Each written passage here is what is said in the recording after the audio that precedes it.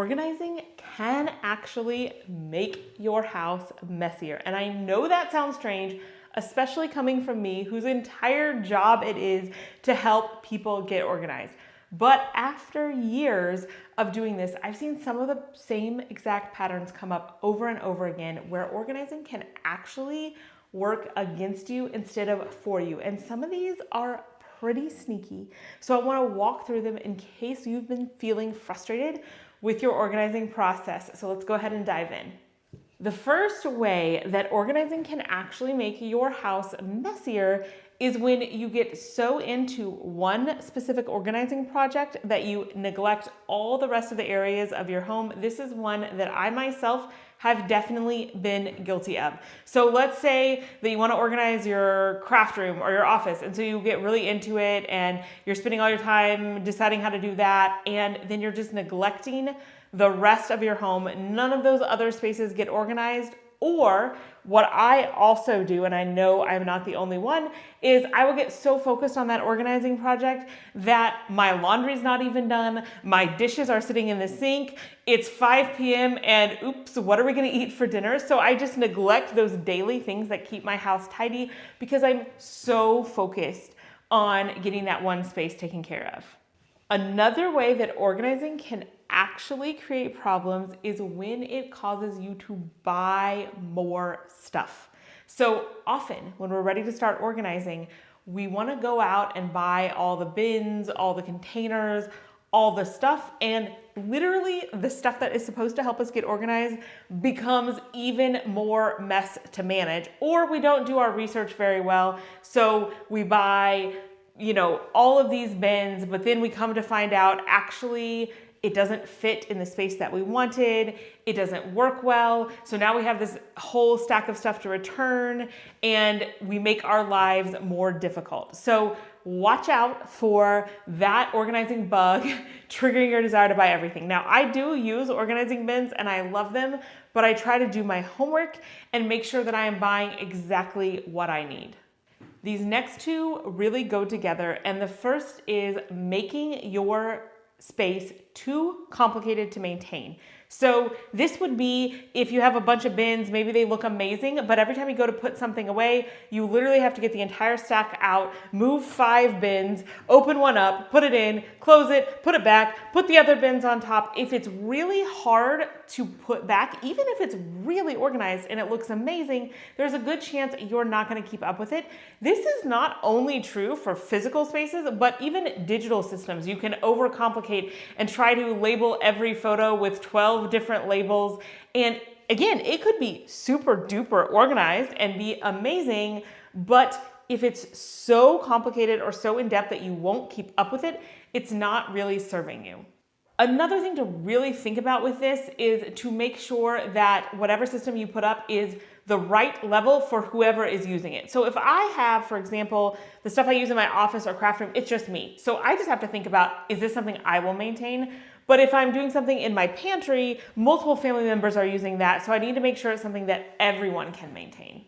Going along with that, and this is going to sound a little crazy, the opposite is true, where sometimes we actually haven't made our system complicated enough. Now, I am not saying we need to go figure out ways to complicate things. That is the last thing any of us need. I'm all for simplifying, keeping things easy, but we do need to understand ourselves. I have a quiz that helps you understand your organizing style that I'll link down below if you're interested in kind of exploring this deeper.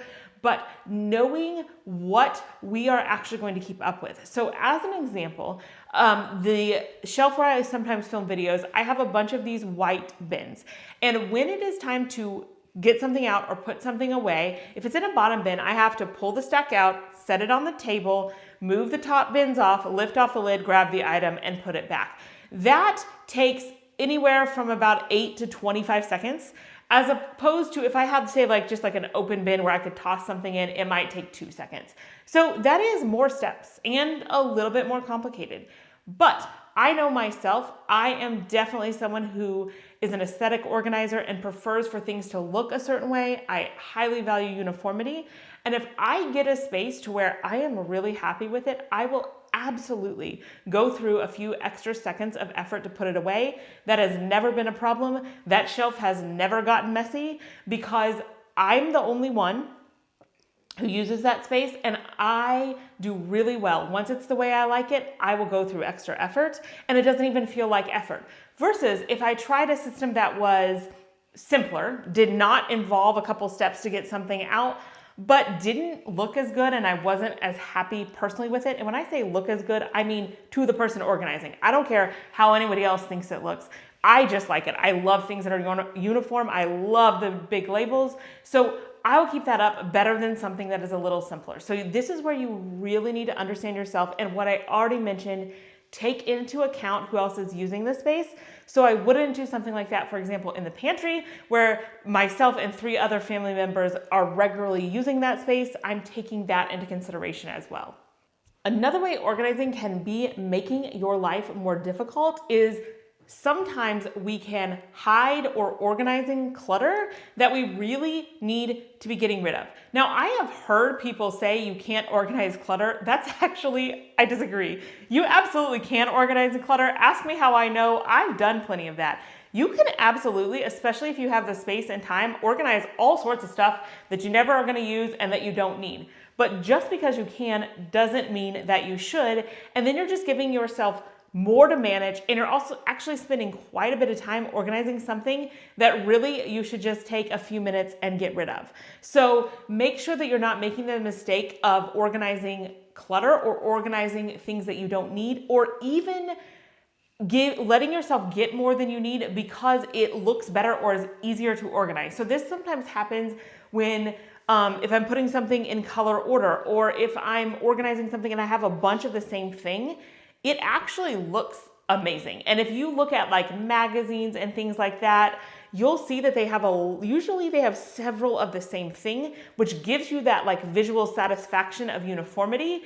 But that can mean that if I have 1 bottle of shampoo in my linen closet, it doesn't look as nice as if I have 6 bottles of the same size lined up. But again, if it is going to take me 12 years to get through those, that was a bad move. So making sure that you're not organizing clutter. Instead, you're being honest about what you need and go ahead and get rid of it if you don't need it, and that you're not getting more stuff than you need just because it looks nice. So this one is one that I've heard many, many times before, so I'll mention it briefly, but I think it is so vitally important that I need to mention it here, and that is organizing before decluttering. It really goes with what I just mentioned. It is always best to start by removing and getting rid of what you're not going to use, and then organize what is left. Another way organizing can make things more difficult is if you are trying to organize your stuff instead of organizing your space. And what I mean by that is it's very common when we're organizing, we come to a space. So we want to organize a shelf or a drawer or this thing, and we look at what's there and we arrange it in the neatest, most organized looking manner. This makes a lot of sense. The problem though is that we don't know if what was there was actually what should be there. So I like to do what I call reverse organizing. I have an entire video on this that I will link where I give you an example.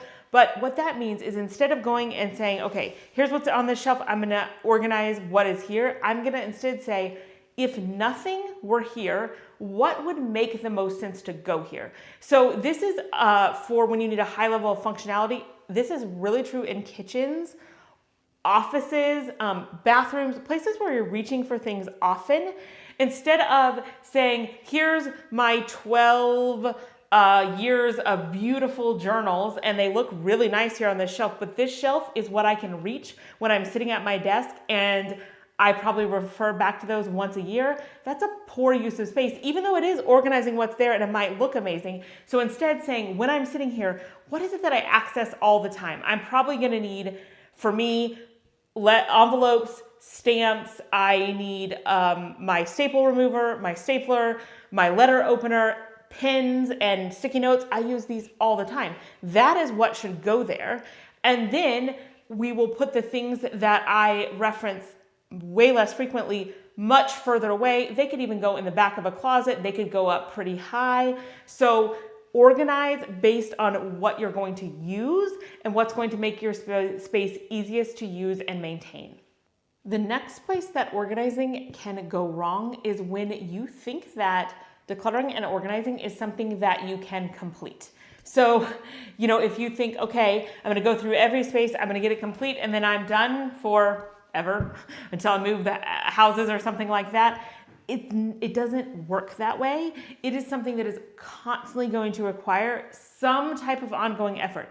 There's never something that I organize that I never ever need to touch again. That said, you can go through your entire home and get it reset to the point that just staying on top of it and tweaking it ever so often is significantly easier, but it's not the kind of thing that you get done with because we and things change over time. So what worked 2 years ago may not be what fits today. And lastly, and I think this is the most important one of all, is if you expect that decluttering and organizing are the main thing you need to do to keep your home tidy, your house will just get messier. Ask me how I know. I know from personal experience. The truth is that while decluttering and organizing are wonderful, amazing, and I highly recommend that you do them, the thing that actually makes the most difference is just your daily routine habits. The habit of putting things away, the habit of getting your dishes washed after your meals. Those daily habits are going to be far more powerful than any decluttering or organizing that you do. And I have an entire video that goes really deep into this and shows how this works. I will link that down below for you in case you haven't watched it yet.